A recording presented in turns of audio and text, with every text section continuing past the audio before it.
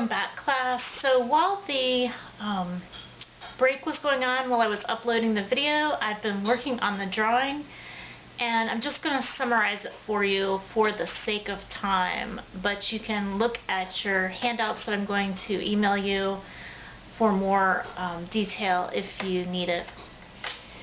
So to get the drawing started, I put in a horizon line, and always make sure it's not 50-50. So in this case, I have more sky if it were a landscape, or more background versus the tabletop.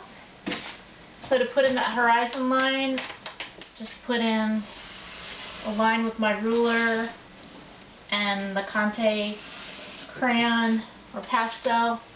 And then I'm going to start looking for some general shapes of the objects. With the lemon, I see sort of an ovular shape, so you can start drawing in an oval.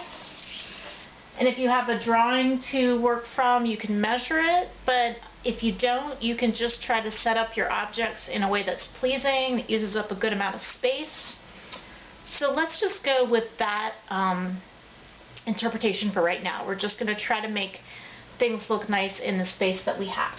So we've got the oval shape, then we've got a crescent shape down here, and this is the second lemon, and then another crescent shape up here.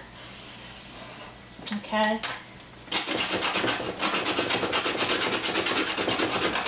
Just going to sharpen this up a bit. So once we've got our horizon line in, you've got your basic shapes. You can start looking for the character of those shapes, and that's what makes it look like the fruit that it is. So I'm just going to look at my sketch over there just to get an idea of what the character of the lemon is. So there's a curve down here, and then there's a bit of a straight line here, and then an angle that's on a diagonal.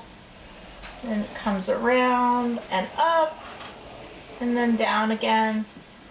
And then I also want to reserve an area for the lemon peel, so I'll just draw another oval shape, and then a larger oval shape outside of it. And I want to be sure that I place in a cast shadow, so I'm just going to mark out approximately where that would be, and that indicates the light source.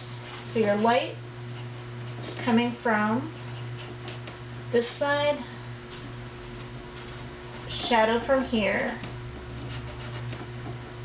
Then I'll move on to this other shape, and they're on different planes, which means they're on different areas on the table, and that helps to create some distance and three-dimension, and it's also a little more pleasing to the eye. So here's the other crescent shape, and it overlaps the melon, and there's a little bit of space, maybe about an inch space between the lemon and the other lemon crescent.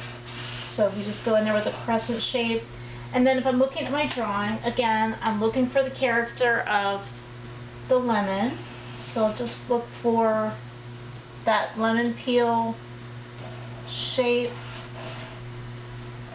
And if you can get to the grocery store, you could set this up yourself, and drawing from life is a great idea. So now I'll do the last crescent, which is that cantaloupe. So to break that down, I went in here and I looked at my drawing to see about how the inside of it looks. And then I just have a cube here, and then big swoop here, and this just overlaps. And then a little cube top here.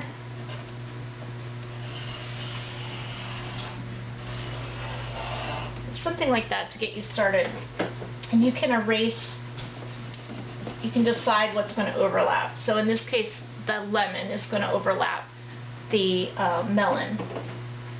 So I'll just make that a little more definite. put in the cast shadow for the lemon slice, and we'll put in another cast shadow for the melon. So somewhere through here.